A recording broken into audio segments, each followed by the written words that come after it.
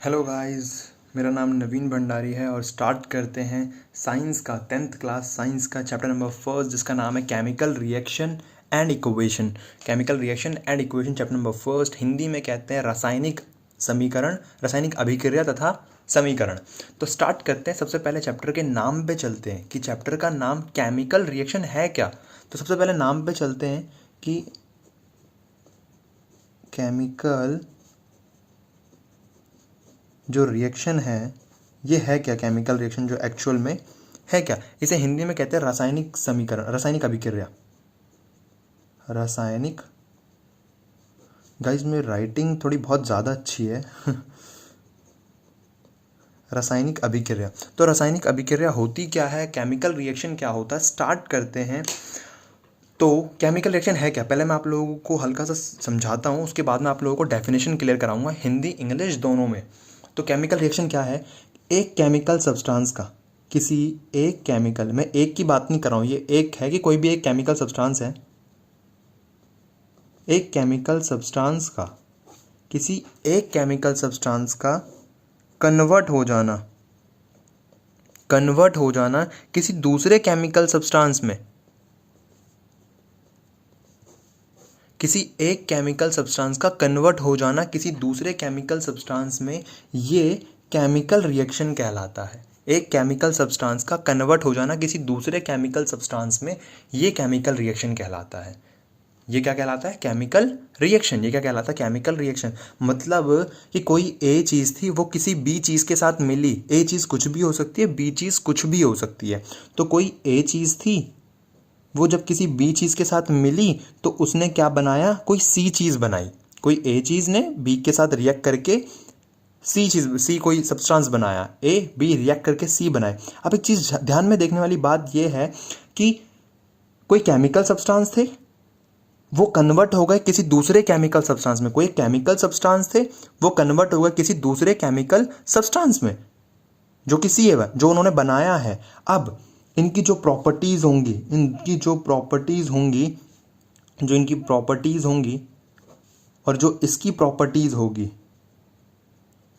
वो दोनों ही डिफरेंट होंगी।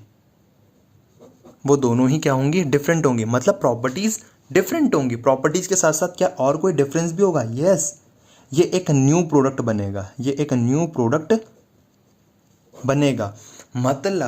मतलब ध्यान से समझना कि कोई भी चीज़, कोई केमिकल सब्सटेंस थे, ये आइदर एलिमेंट हो सकते हैं या फिर कंपाउंड हो सकते हैं, कुछ भी हो सकते हैं।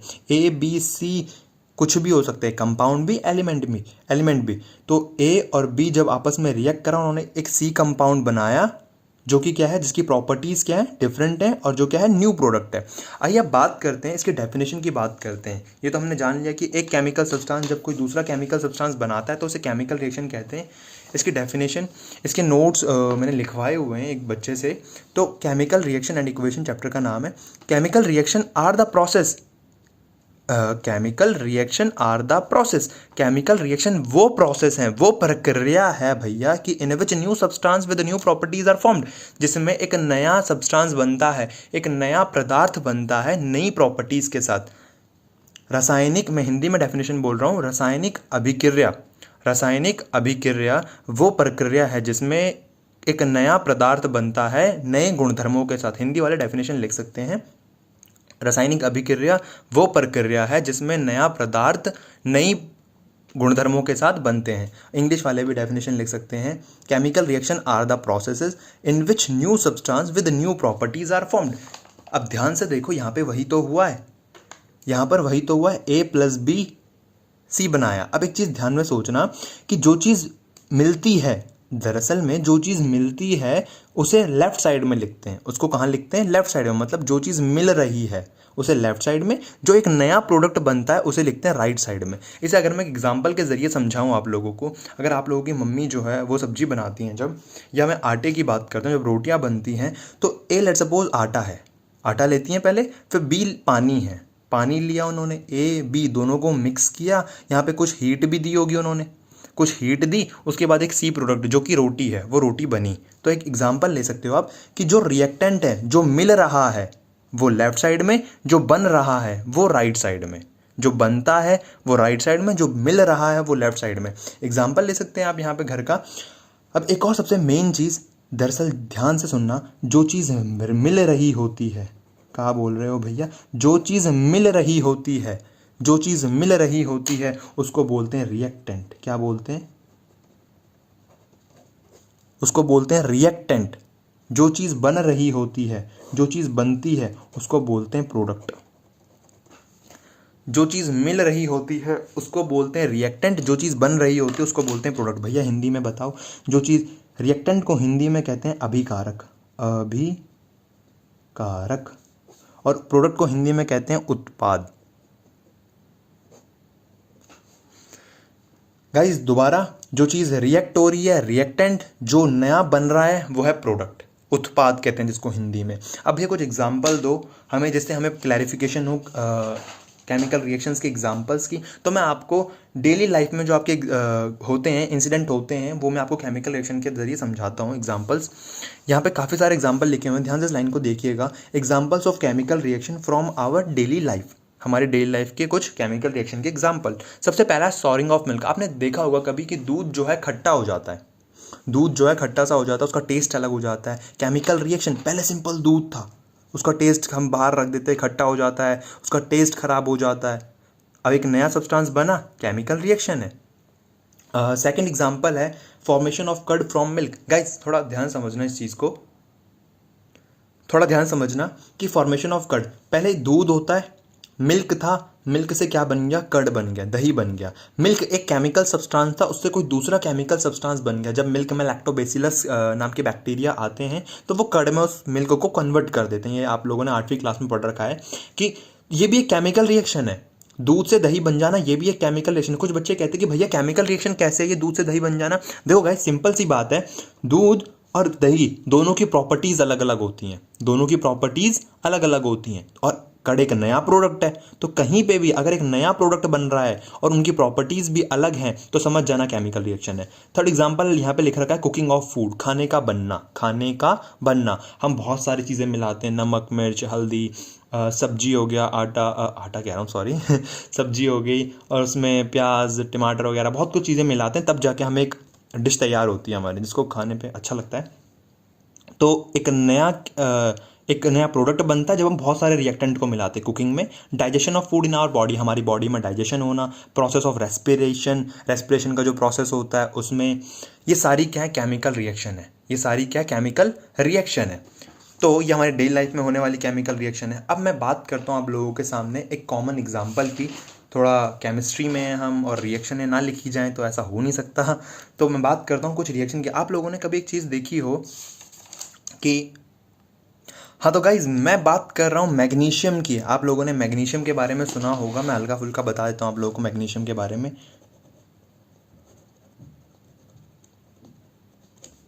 मैग्नीशियम जिसका एटॉमिक नंबर 12 होता है, जिसका एटॉमिक नंबर 12 होता है। और थोड़ी बहुत इसके बारे में अगर आप लोगों को चीज़ें जाननी है, खैर छोड़ो, एटॉमिक नंबर क्या होता है इसका, 12 होता है।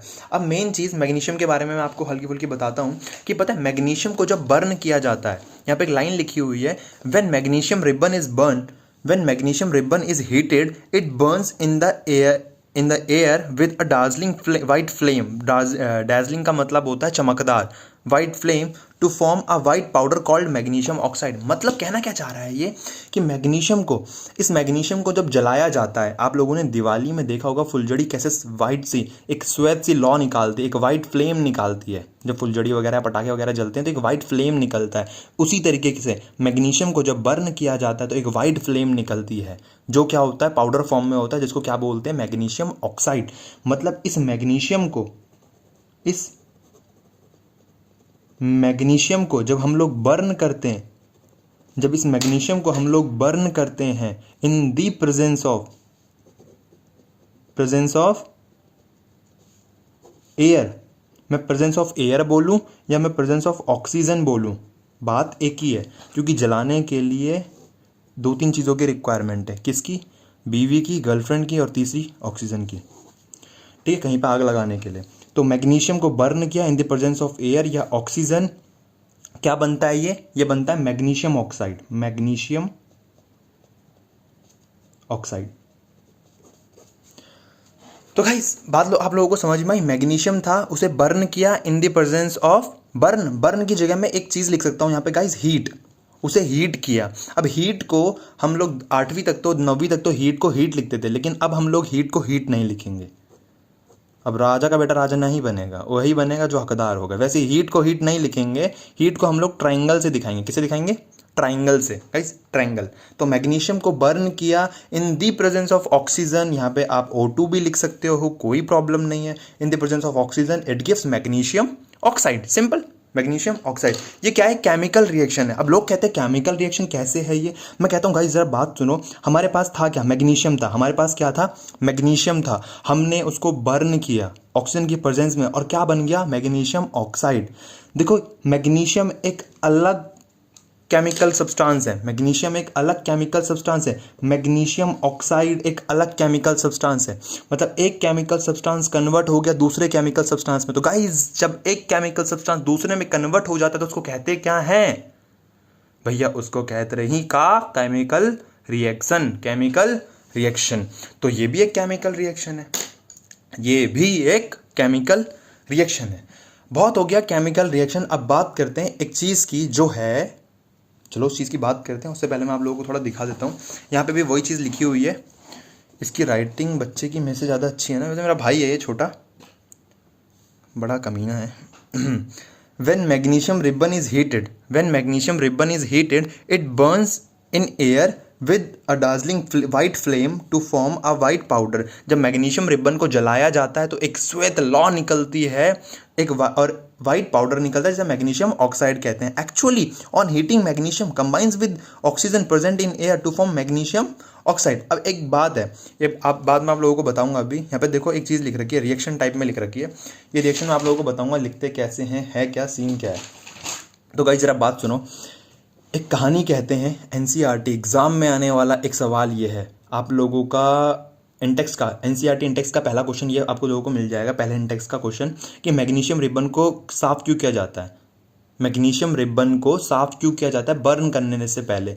दरअसल जो मैग्नीशियम होता है ना गाइस, मैग्नीशियम, ये जो मैग्नीशियम है ये, या मैग्नीशियम छोड़ो, कोई भी मेटल है, मैग्नीशियम एक मेटल है। तो जब कोई भी मेटल होता है, जब कोई भी मेटल होता है, उस मेटल को हम खुले में छोड़ देते हैं, वो क्या करता है? गैसेस के साथ रिएक्ट कर लेता है। किसके साथ? गैसेस के साथ रिएक्ट कर लेता है। जब मेटल गैसेस के साथ रिएक्ट कर लेता है तो क्या होता है? ये कोई मेटल है, अब क्या होगा तुम्हें पता है? मेटल के ऊपर गैसेस की लेयर चढ़ जाती है, ऑक्साइड की लेयर जिसे हम कह सकते हैं, और ये मेटल ऑक्साइड बना देता है। क्या बना देता है? Metal oxide. क्या भैया हर किसी के साथ? हाँ, लगभग। मेटल गैसेस के साथ रिएक्ट करके मेटल ऑक्साइड की लेयर उसके ऊपर चढ़ जाती है। इसीलिए एक सवाल आता है, कहता है कि मैग्नीशियम को जलाने से पहले साफ क्यों किया जाता है? गाइस ये क्वेश्चन बहुत इंपॉर्टेंट है, SA 1 में आने के लिए बहुत इंपॉर्टेंट क्वेश्चन है ये, कि मैग्नीशियम को जलाने से पहले साफ क्यों किया जाता है? मैग्नीशियम को जलाने से पहले इसलिए साफ किया जाता है ताकि उसके ऊपर से गैसेस की जो परत चढ़ रखी है, लेयर चढ़ रखी है, उसको साफ किया जा सके। अब ये देखो यहाँ पे एक रिएक्शन लिख रखी है, एक रिएक्शन लिख रखी है इक्वेशन टाइप में। मैग्नीशियम प्लस में ऑक्सीजन, हीट किया, मैग्नीशियम ऑक्साइड दिया उसने, देख रहे हो आप?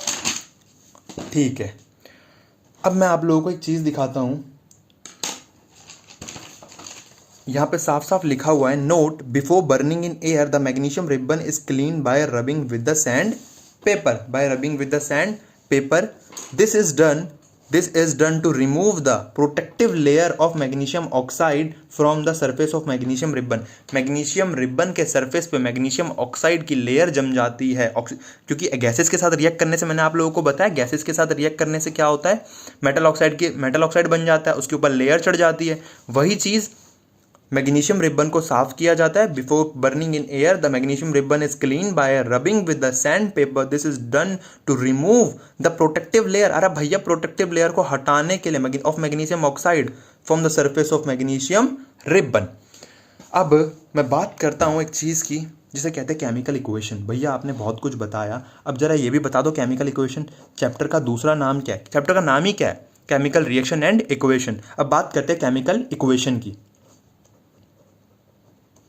केमिकल, भैया रेड पेन नहीं चलाना चाहिए, हाँ पता है, ये क्या बताऊँ तुम्हें यार, तुम्हारे लिए चला रहा हूँ, सिर्फ तुम्हारे, ताकि तुम लोगों को अच्छा दिखे। पता आज ही खर्चा किया, बहुत खर्चा हो गया भाई साहब। ठीक है, क्या क्या मजाक कर रहा हूँ। केमिकल इक्वेशन जिसे हिंदी में कहते हैं रासायनिक अभिक्रिया। रासायनिक, देख रहे हो ना भाई साहब, अंधा पैसा है, अंधा पैसा, लाल नीला तीनों चल रहा है। रासायनिक समीकरण कहते हैं, समीकरण। देखो गाइज, मेरी हिंदी थोड़ी सी ख़राब है, मात्रा इधर उधर हो रही होंगी, आप लोग थोड़ा बुक का सहारा लीजिएगा मात्राओं के लिए।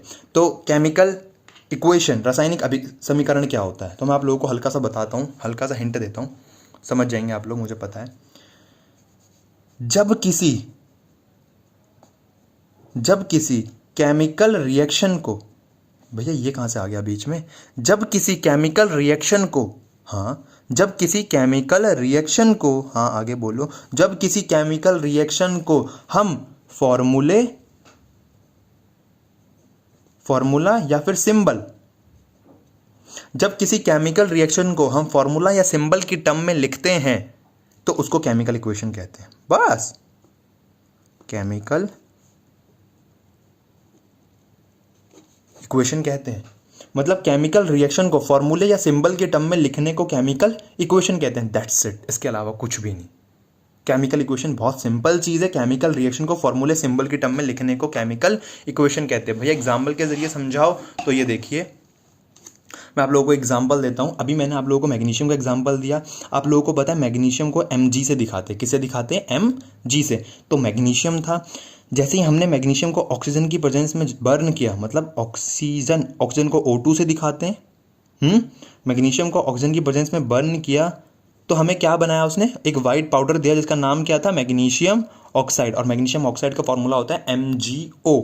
मैग्नीशियम, नीचे आप मैग्नीशियम प्रॉपर लिखें, मैग्नीशियम, इधर हो गया ऑक्सीजन और इधर क्या आ गया, magnesium oxide, magnesium oxide. Simple, formula के टर्म में लिख दिए, सिंबल के टर्म में लिख दिए। अब एक और चीज़, एक चीज़ बहुत इंपॉर्टेंट चीज़, यहाँ नंबर कटते हैं, नाम जरूर लिखना है भैया, नाम जरूर लिखना है। देखो हमको पता है MgO मैग्नीशियम ऑक्साइड है, उसके बावजूद भी लिखे हैं ना, ऐसे ही तुमका भी लिखना है, नाम जरूर लिखना है। एक और चीज़ भूलना मत, इसके भी नंबर कटते हैं एग्जाम में। अगर कोई चीज़ सॉलिड, देखो आप लोगों को पता है 3 स्टेट होती हैं, नहीं भैया 5 होती हैं, हाँ मुझे पता है रे 5 होती है, दो तुम 11वीं में पढ़ोगे ना, सॉलिड लिक्विड गैस, 3 जो स्टेट होती हैं। अगर कोई चीज़ सॉलिड है तो उसे स्मॉल s से दिखाओ, अगर कोई चीज़ सॉलिड है, जैसे आप लोग FB पे कमेंट मारते हो ना, सॉलिड ब्रो कतई जहर, तो सॉलिड को किससे दिखाओ, S से, स्मॉल s से। लिक्विड को किससे दिखाओ, जो लिक्विड है उसे स्मॉल l से। जो गैस को किससे दिखाओ, G से। एक और होता है एक्वस, अगर कोई सॉल्यूशन में है तो एक्वस में दिखा दो उसे, AQ।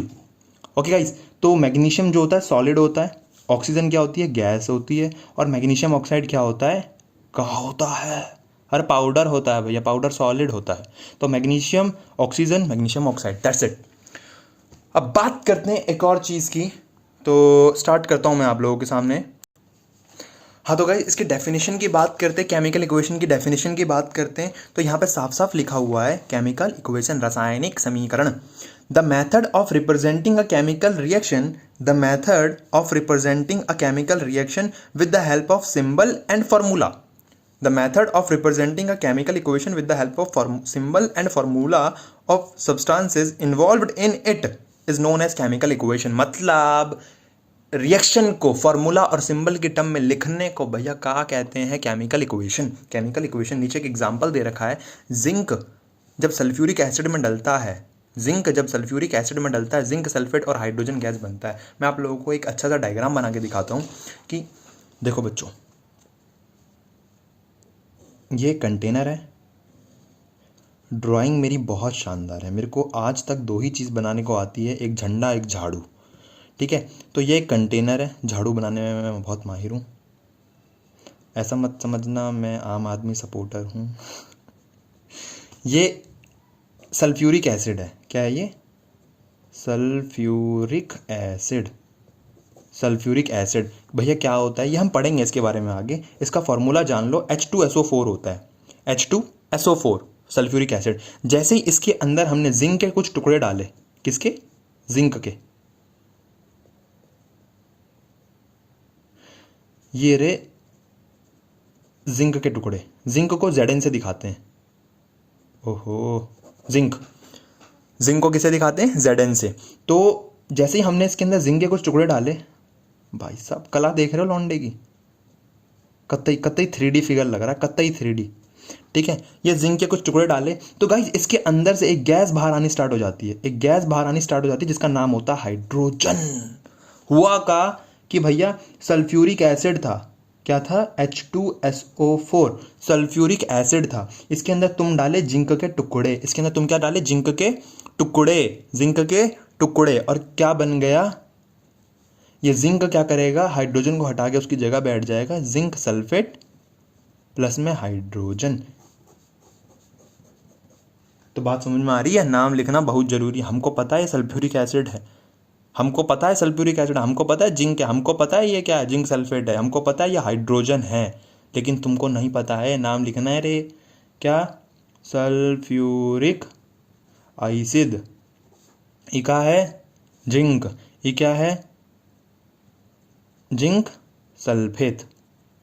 ये क्या है? हाइड्रोजन। लिख दो रे। अब मेरी बात सुनो, पता है मैं क्या सोचता था जब मैं 10वीं क्लास में था? मैं सोचता था नाम तो मेरे को पता है तो ऐसे करूँगा एग्ज़ाम में लिख दूंगा, अभी नहीं लिखता, एग्ज़ाम में लिखूंगा। गाइस आप लोगों को पता है हमारी हैबिट्स बनती चली जाती है, नाम नहीं लिखना ना, ये हमारी हैबिट, हमारे खून में, हमारे DNA में चला जाता है साला हमारे। फिर हम एग्ज़ाम में भी यही सोचते हैं, छोड़ ना, एक साल और 10वीं कर लेंगे फिर लिख लेंगे। तो गाइस नाम लिखना बहुत ज़रूरी है। तो बात करते हैं, हमने देखा एग्जाम्पल देखा हमने बहुत सही सा।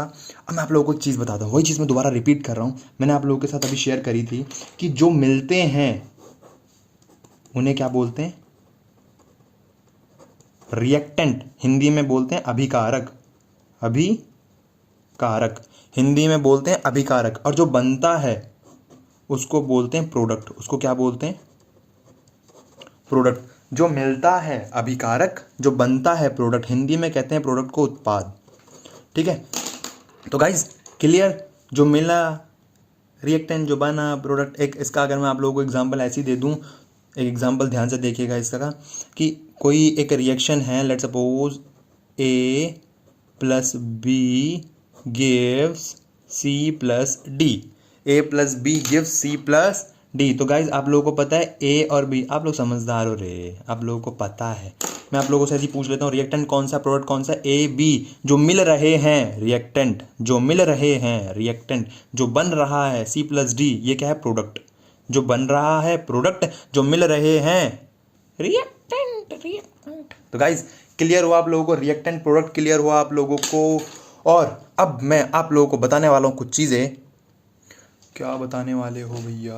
देखो सुनो, ध्यान से देखो। The substance which combines or react और react. The substance which combines और रिएक्ट, वो सब्सटेंस जो कंबाइन, जो इकट्ठे होते हैं या रिएक्ट होते हैं, उन्हें रिएक्टेंट बोलते हैं। और the substance which are produced in a chemical reaction are called product. और वो सब्सटेंस जो बनते हैं, जो निकलते हैं, जो उभर के निकलते हैं साला, उनको प्रोडक्ट बोलते हैं। और जो रिएक्ट होते हैं, जो मिलते हैं, कंबाइन होते हैं, उनको रिएक्टेंट बोलते हैं।